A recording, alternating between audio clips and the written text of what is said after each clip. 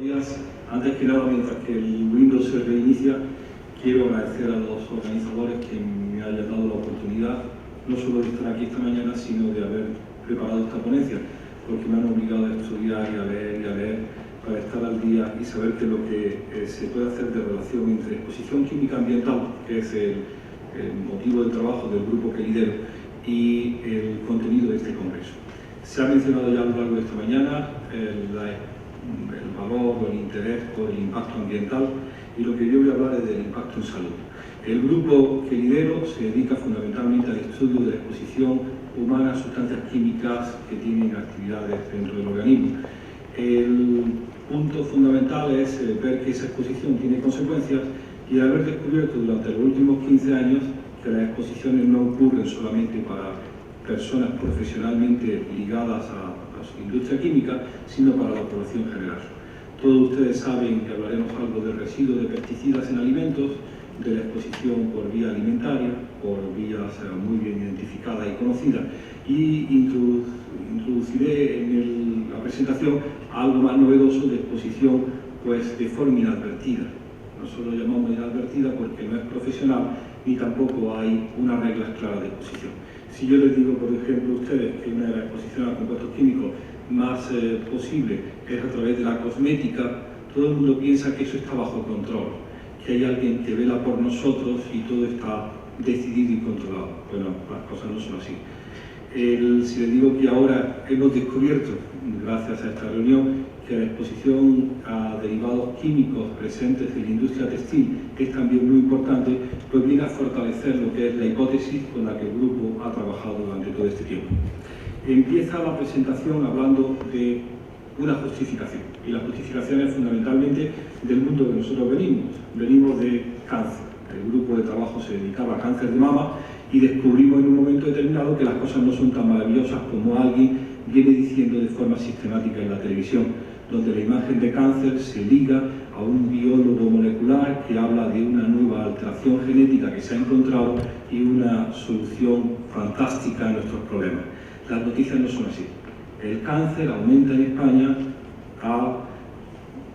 el cáncer de mama aumenta en España al 3,7% anual, sobre todo en jóvenes o en mujeres menores de 45 años. Y ahí no hay razones genéticas ni razones específicas de la persona. Hay fundamentalmente factores de exposición, hábitos reproductivos y hábitos alimentarios y hábitos expositivos que están cambiando. Cuando las 5 o 6 provincias que hay reflejan cómo está el aumento de la exposición, pues se dan cuenta que fundamentalmente en mujer, en enfermedades hormonales y en gente joven es donde más está calando y donde más está dando complicaciones. Ustedes conocen, por supuesto, las tendencias en calidad reproductiva e infertilidad en la especie humana, la demostración de que las cosas también van mal para los machos, de cómo la calidad seminal en toda Europa y en el mundo occidental va cayendo al 3,5% anual, y al final uno mira para otro lado o empieza a entender que nos hemos metido en un callejón estrecho y algunas veces sin salir. Pues bien, nuestra hipótesis de trabajo es que la exposición química medioambiental puede estar en la etiología o en la causa de esas enfermedades. Y entonces hemos empezado a identificar la relación entre la exposición química y las enfermedades. Y en algunos momentos la relación entre la exposición y los factores que condicionan esa exposición. Porque nosotros lo que tenemos es acceso a muestras de personas.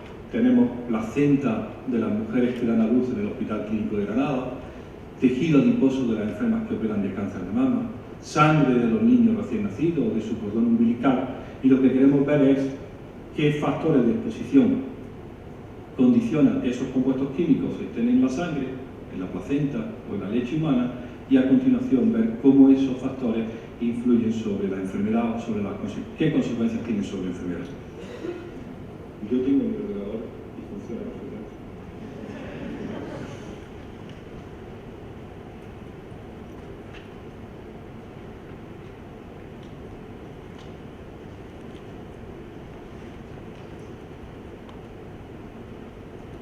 Como objetivo de investigación, que no se los presento, pero que es el objetivo principal, aquí está. El objetivo principal, nosotros nos interesa sobre todo salud reproductiva, de órganos reproductivos y lo que es fertilidad y cánceres o tumores en órganos reproductivos. La justificación ya se la he comentado. Ustedes saben que hay razones más que suficientes para pensar que no todo es genético. Los españoles somos genéticamente muy homogéneos, pero las probabilidades de enfermedad y morir por cáncer son totalmente distintas. Esta es la distribución, por ejemplo, de cáncer gástrico en la península ibérica, en rojo, donde es más probable tener cáncer gástrico, y en verde, donde es menos, y uno piensa qué pasará en Castilla la Vieja, como dicen ahora Castilla-León, o en la cuenca del Duero, para que haya ese tipo de exceso de probabilidad. Al final parece que es el arsénico, el vino tinto o las denominaciones de origen. Las tendencias en cáncer de mama, a pesar de lo que ven ustedes en el telediario, van mal. La incidencia de cáncer de mama en los registros de cáncer de mama provinciales que existen, Granada, Murcia, Zaragoza, Asturias y el País Vasco, indican que aumenta al 2,3% el cáncer total en mujeres y en 1,7% en hombres. Y si uno se refiere al cáncer de mama, a pesar de que alguien intente justificar que el aumento se debe al diagnóstico, al hiperdiagnóstico que se está haciendo con la mamografía, el aumento es del 2,7%, y cuando lo dividen por edades, en el rango de 0 a 49 años, el aumento anual desde el año 95 al 2007 es del 4,5%. Esto es una barbaridad. Una enfermedad que aumenta al 4,5% es una enfermedad muy preocupante. Pero bien, nosotros hicimos un estudio para ver cuáles eran los factores de riesgo en cáncer de mama, y se lo presento aquí muy rápido. Nuestra hipótesis era que los compuestos químicos medioambientales se relacionaban con el riesgo de cáncer de mama. Ninguno de los compuestos químicos que medimos, y lo que medíamos en aquel momento era el DDT y sus derivados, pesticidas orgánicos persistentes, ninguno se relacionaba con el riesgo de cáncer de mama.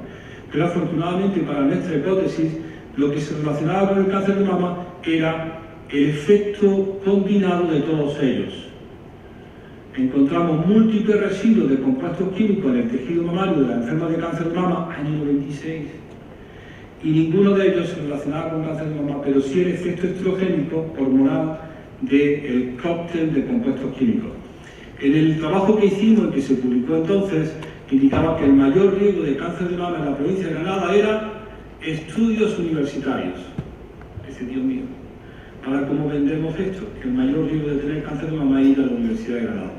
Bueno, los señores epidemiólogos nos aclararon que quien hace estudios universitarios ha renunciado a los 3 factores principales de protección, que es tener el primer hijo antes de los 19 años, tener 5 hijos y acumular 34 meses de lactancia. ¿De acuerdo? Que son los patrones reproductivos de la abuela o de la bisabuela. Pero uno sería simplista si pensara que simplemente el cambio en los patrones reproductivos es lo que ha hecho esta epidemia de cáncer de mama. No, las cosas no son tan simples. Fíjense qué cosa más simple en nuestras manos. El acúmulo de sustancias químicas en niveles muy bajos dentro del tejido mamario es un factor de riesgo para cáncer de mama. ¿Cuál es la mejor manera de quitarse las sustancias químicas del interior del cuerpo? Parir pronto, parir mucho y dar mucho el pecho. Y las cosas encajan muy bien, sin necesidad de recurrir a grandes mecanismos moleculares de protección celular. La exposición interna, que es la exposición bioacumulada del día a día, contribuye a nuestra carga de enfermedad. Antes empiece uno a soltar la exposición, menor es su riesgo para enfermedades, como es el caso del cáncer de mama. Y así lo creemos nosotros. ¿Qué hemos medido nosotros en el cáncer de mama para decir que todos son responsables, pero no sabemos cuál es más responsable? Pues en los tejidos mamarios que tenemos guardados en los congeladores, hemos medido 17 pesticidas organoclorados, 37 bifenilos policlorados, 10 PCBs hidrosilados, 15 diosinas sin furano, 8 bifenilos bromados y 11 ésteres de PBBs. En cualquier caso, lo que sabemos es que todos tenemos de todo. Todo aquello que aquí se ha hablado como un impacto ambiental, como moléculas que están en el medio ambiente y afectarán a algo, las tenemos todos en el medio ambiente interno, y es lo que estamos aquí presentando.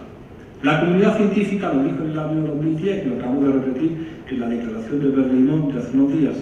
La comunidad científica tiene la desagradable sensación de que las cosas no van bien. E incluso alguna parte de la comunidad médica tiene la desagradable sensación de que las cosas no van tan bien como deberían de ir. ¿Nosotros por qué decimos que no van bien? Cuando vamos al paritorio del Hospital Clínico de Granada y recolectamos placentas, analizamos pesticidas organoclorados que fueron prohibidos en el año 84 y el 100% de las mujeres que dan a luz tienen residuos de DDT o DDE. Entonces alguien dice, el uso fraudulento. No hay uso fraudulento. Simplemente el compuesto químico tiene una persistencia ambiental de 70 años y una persistencia de varias generaciones en el caso de humanos. Si no con prohibir en el BOE un compuesto químico en el año 84, los problemas se solucionan. Esto tiene una trascendencia a largo plazo mucho mayor. Fundamentalmente porque si uno se descarga de su riesgo de cáncer de mama, pariendo pronto, pariendo mucho y dando mucho el pecho, hay alguien que se expone, que es el niño, el recién nacido o el niño durante el embarazo. Y tenemos ya evidencia suficiente para pensar que una de las mayores fuentes de exposición a los niños son las madres, porque descargan todo lo que ha acumulado durante embarazo y lactancia. Durante años nos fijamos en el DDT y compuestos que son organoclorados, hasta que en un momento determinado empezamos a estudiar química, puede ser que somos radiólogos y oncólogos, y empezamos a ver que la industria química se mueve libremente en la columna de los halogenados. Y lo mismo utilizan organoclorados para hacer pesticidas que organoclorados para evitar que la ropa arda. ¿De acuerdo? Eso tan ampuloso de retardadores de la llama, piroretardantes que ven ustedes en la etiqueta de los textiles, se consigue gracias a bifenilos polibromados, que como ustedes ven aquí, están en un surtido en la sangre y en el tejido adiposo de todas las granadinas. No puedo decir de todos los granadinos, como dicen los políticos, porque no lo hemos medido. Lo hemos medido en el tejido adiposo de las mujeres. Y todas tienen un cóctel variado de compuestos bromados que tienen una enorme utilidad. Retardar la llama, pero que no hacen falta dentro del organismo. Invitamos hace unos años a Matthew Lonnecker a dar una conferencia y dice, voy a contar una cosa. Resulta que el compuesto químico más abundante en la sangre del americano medio fue en los años 60 el DDE, que es un metabolito del DDT. Dice, ya ha sido desbancado. El compuesto más frecuente y más abundante en la sangre del americano medio son los PFOS. No habíamos oído hablar nada de PFOS. Pues fíjense, los PFOS son el Gore-Tex y el Tefal. Es decir, cuando ustedes tiran una sartén en su casa y dicen, he tirado la sartén porque ya ha perdido el plastiquillo y se ve el metal y ya está impresentable, uno piensa, ¿y dónde estará el plástico? Pues te lo decimos ya, circulando en sangre, en forma de cadenas de 60 carbonos perforadas, donde ahora los toxicólogos intentan buscar cuáles son sus funciones o cuál es el aspecto toxicológico más importante, pero sabiendo que estos perforados, que son aislantes y repelentes del agua, no solamente están en las sartenes, sino que están, uno de los compuestos más habituales, en todos los textiles, en todo tipo de ropa y de fibra. ¿Bien? Yo he añadido aquí un trabajo muy reciente de una compañera que está en la sala, que acaba de presentar para su tesis, que es metales en placenta. Como tenemos las placentas de 700 mujeres de Granada, de otras tantas de Valencia, de Sabadell, del País Vasco y de Asturias, pues podemos medir de todo. El 100% de las placentas de Granada tienen cadmio, cromo, mercurio, magnesio o plomo el 35%. Y uno dice, ¿dónde están los metales pesados? ¿Qué hace esto en la placenta de la madre? Pues probablemente siempre habíamos pensado en los tintes, en los colorantes, en las pinturas, hasta que ahora, por culpa de ustedes y por tenerme que preparar esta función, me entero de que la ropa que llevamos ahora mismo puesta puede contener, sí o no, unas veces sí, otras veces no, ésteres de bifenilo polibromado, es decir, retardadores de la llama, sulfonato de perfluorato octano, es decir, PFOS y PFOA, para que fabrique el lavado, metales pesados de las pinturas, de los tintes y de los colorantes, cromo, cadmio, plomo, antimonio y mercurio. Alquilfenoles polietoxilados, según parece, en el 65% de todo lo que vestimos, en forma de nonilfenol o de octilfenol. Algunos talatos, algunos organotines de clorofenol. Bien, la administración tenía la desagradable sensación de que también las cosas van mal. En un momento determinado, en la Unión Europea, todos los comisarios y los ministros de Medio Ambiente se hicieron la sangre analizar y para gente que no se le supone ningún tipo de actividad comprometida, porque son políticos, no están acarreando sacos de pintura, pues se analizaron sangre y el 100% de los ministros de Medio Ambiente y Salud de la Unión Europea tienen 22 PCBs. Todos tienen DDE, todos tienen hexaclorobenceno, todos tienen bromado, sobre todo el PBD 153, 93% tienen el pesticida hexaclorohexano, el lintano, el 75% tienen PFOS y PFOA y algunos de ellos tienen, el 79% tienen talatos. Es decir, la exposición ha ocurrido y ha ocurrido para toda la población. No les cuento de pesticidas en la dieta, solamente les resumo un trabajo que acaban de sacar los franceses de una de las cohortes de niños que se llama Génération Future, que siguen las recomendaciones del Estado para prepararle la mejor comida a un niño de 10 años, van al supermercado del sur de París y le hacen la comida y antes de que el niño se la coma, todo bajo el control de la Unión Europea y la política francesa, le mandan a analizar la cena. Le he traído la cena. Esto es lo que un niño se mete entre pecho y espalda, todo dentro de la legalidad, porque el residuo no supera los límites aceptados como legales, pero lo que se mete, por ejemplo, con la ensalada, con el atún, como se le ha ocurrido darle salmón a la madre, pues se ha metido este grupo de retardadores de la llama, estos cuantos pesticidas históricos, un poco de metales pesados, esta dioxina y estos PCBs. Esa es la realidad. Esa es la realidad. Y admiten que todo está dentro de la legalidad, porque ninguno de los residuos, excepto una cosa que han encontrado en una manzana, supera aquellos límites. La gran mala noticia que les voy a dar. Por empeño de los lobbies y de la industria, la toxicología reguladora para establecer los límites de qué es bueno y qué es malo se hace para compuestos individuales y no para la realidad, que nosotros somos un sumidero de todo lo que hay en el medio ambiente. No se admite que se haga un estudio en conjunto de cuántos residuos vienen de diferentes fuentes, sino que se limita a que los compuestos individuales en productos individuales no superen una cifra mágica que alguien ha dicho que es segura.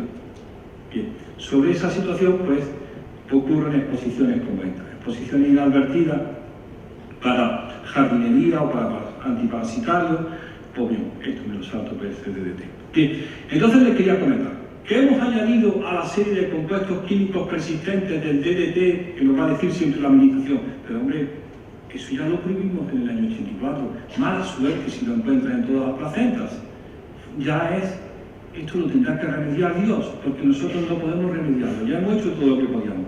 Pues bien, como empezamos a añadir compuestos químicos, pues hemos tenido la oportunidad de medir los alquilfenoles. Los mayores surfactantes y detergentes utilizados por la industria, fundamentalmente en textiles. Pues ya sabemos que el 100% de las mujeres de Granada tienen una mezcla de surfactantes alquilfenol en el tejido adiposo. Y ahora la gran sorpresa. A ver, te voy a dar la gran sorpresa porque para mí ha sido esto. Yo lo he llamado la regla del tercio, con intención de acordarme.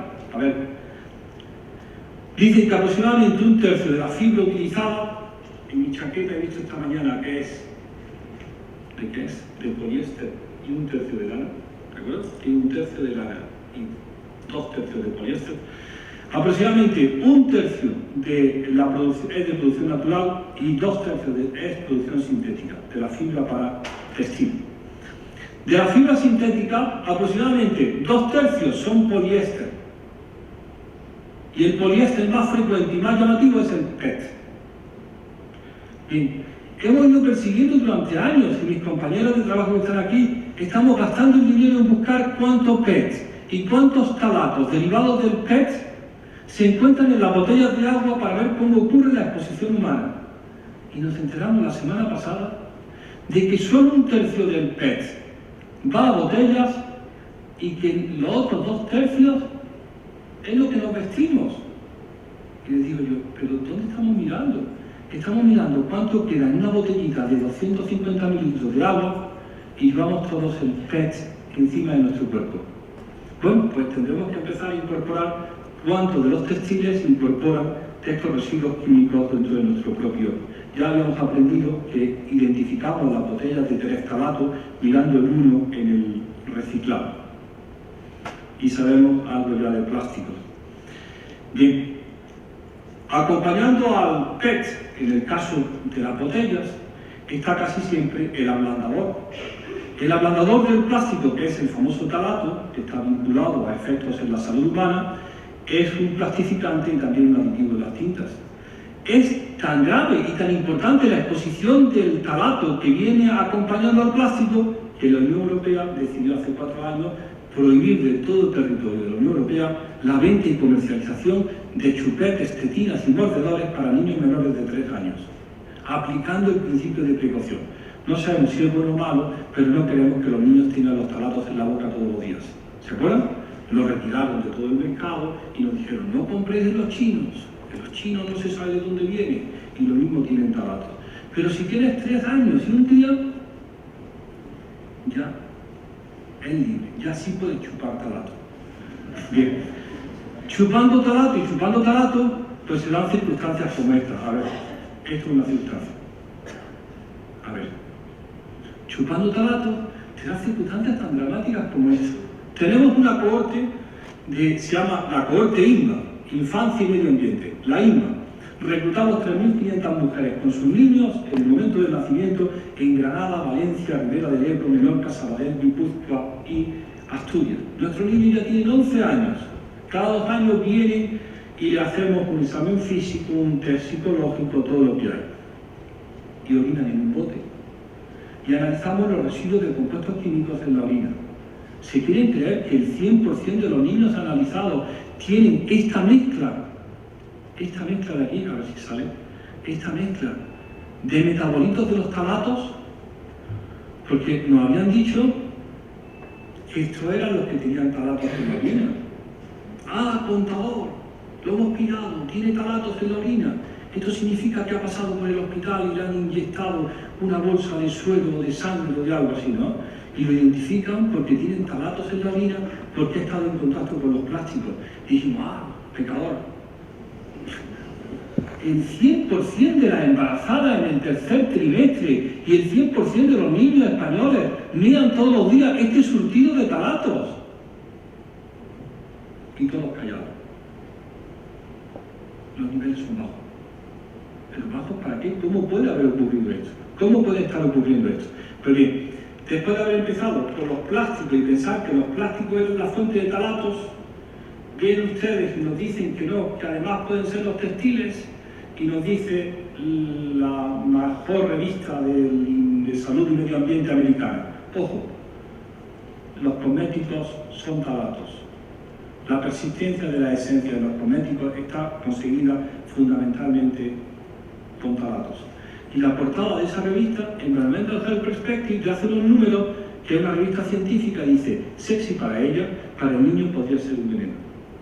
Y empiezan a pensar que a lo mejor cosmética durante el embarazo no es tan segura como nos habían venido diciendo.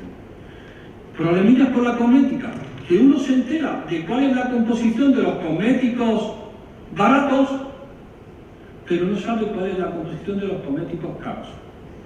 La de los baratos, la que está en la repisa del cuarto de baño, tiene obligación de declarar su composición cualitativa, no cuantitativa.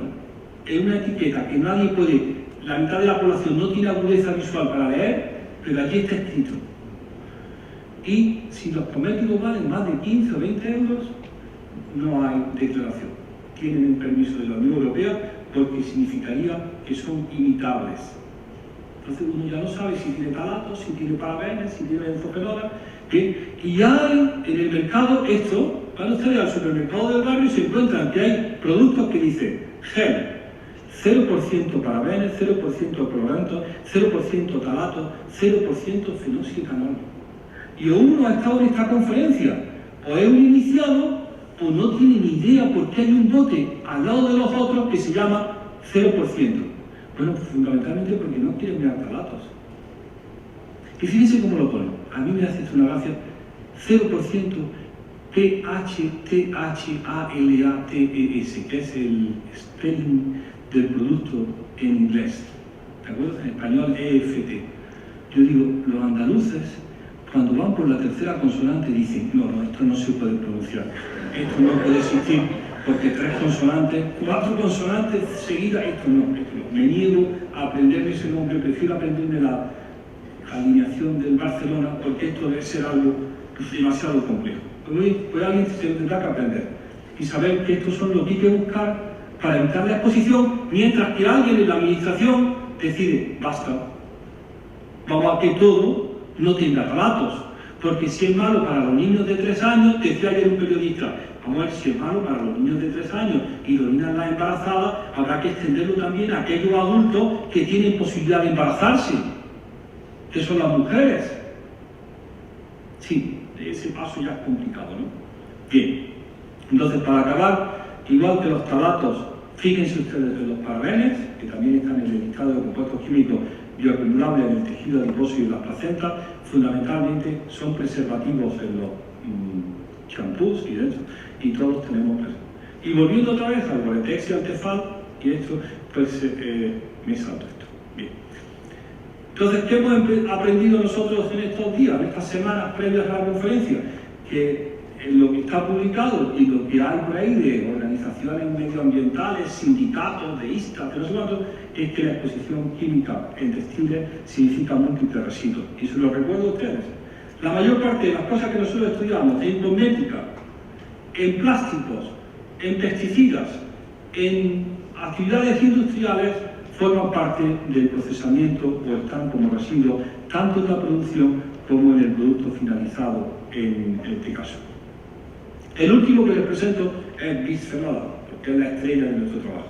Bisfenol A es la base de los 2 plásticos más comunes actualmente, el policarbonato y las resinas epóxi.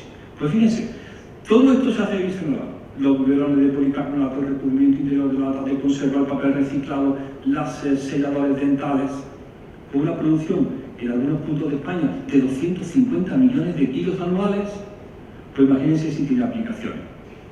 La Unión Europea, de nuevo, siguiendo las recomendaciones previas del Ministerio canadiense, el día 30 de junio del 2011 prohíbe el uso, la comercialización y la producción de los biberones de plástico en todo el territorio de la Unión Europea. Los prohíbe. Todos los biberones de policarbonato con los que nosotros hemos criado y alimentado a nuestros niños. Porque no hay razón humana para que durante el uso de los biberones, ya sea calentados o en el microondas, se liberen monómeros de bisfenol A y haga una exposición química inadvertida a los niños. El 1 de julio del 2011 ya estaban todos cambiados. Ahora son otros polímeros distintos, otros plásticos, pendientes de que alguien diga si son buenos o malos. El 91% de las mujeres preñadas y el 97% de los niños de la serie IMA miran todos los días un poquito de bisfenol A. Y cuando se le enseña a la administración europea, dicen, los niveles son bajos. Dice, ¿pero bajos para qué? ¿Tienes idea de si es bueno o malo? La exposición ha ocurrido y todos estamos esperando a ver si esto, ojalá, no tenga nada que ver con la calidad seminal, con el cáncer de mama, con el cáncer de testículo o, se lo presenta aquí, la gran novedad, con la diabetes. Aparece el grupo de biología molecular más potente de España, de Alicante, y hace un vínculo entre el plástico bisfenol A y el riesgo de diabetes en el adulto. Se publica, y estos son biólogos moleculares. Esto no tiene nada que ver con la clínica, ni con las ONGs, ni con nadie. Estos son mecanicistas. Dice, en términos de práctica médica y siguiendo el principio de precaución, los médicos generales, los endocrinólogos, los pediatras y los obstetras deberían considerar darle consejos a los pacientes sobre los riesgos de exposición a compuestos químicos y los riesgos de diabetes. Fundamentalmente, debería ser útil en los periodos más sensibles de la vida, dar consejos a los niños, a sus padres y a las embarazadas. 2013, declarando, no sigas por ese camino, porque lo que estoy haciendo en el laboratorio demuestra que la exposición a estos compuestos químicos se relaciona con diabetes. ¿Y saben cuál es la última del año 2013? Y con la obesidad. Que no solamente son los cambios de hábito, sino la exposición química. ¿Qué? ¿Por qué estamos nosotros metidos en esto? Porque la Unión Europea en el año 96, con esa portada tan graciosa que ellos mismos eligieron, hizo un informe que se llamaba disruptores endocrinos, sustancias químicas exógenas que tienen efectos adversos para la salud de un organismo intacto o su descendencia como consecuencia en cambios en la función hormonal. Y esa es nuestra hipótesis de trabajo. Como se acumulan los datos de exposición medioambiental en animalitos y los efectos, problemas de tiroides, de crecimiento, tumores, pues lo único que nosotros podemos hacer es reclamar lo que han hecho en la Unión Europea hasta ahora mismo con los tabacos y con los bisfenoles, la aplicación del principio de precaución, que significa, cuando una actividad se plantea como una amenaza para la salud humana, deben tomarse medidas precautorias a pesar de que algunas relaciones de causalidad no se hayan establecido de manera científica en su totalidad.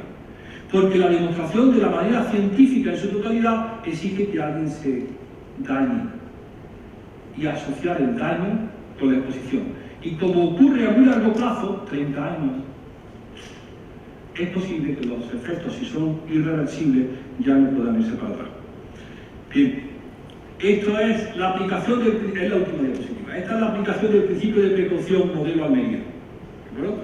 Me invitan a una conferencia y me dicen, ten mucho cuidado, coge este carril, pero al final hay un stop muy peligroso. Iba con el coche, un cambio de rasante y pone stop a 150 metros, 70, 60, 50, 40, 30, 20, 10. Cuando vas por 50 se te cae el coche, no puedes reducir tanto como las señales te indican, ¿no? Pero al final ya te ha impresionado aquella proliferación de señales de prohibición y llega al stop. Ese es el gran interés del principio de precaución. Es anticipatorio. Está anunciado antes de que ocurra. Porque lo que estamos acostumbrados es a que la Guardia Civil esté al otro lado del stop, escondido detrás de un árbol, y cuando te hayas saltado del stop te diga, ven aquí, si es que no te lo has pegado. Gracias por su atención.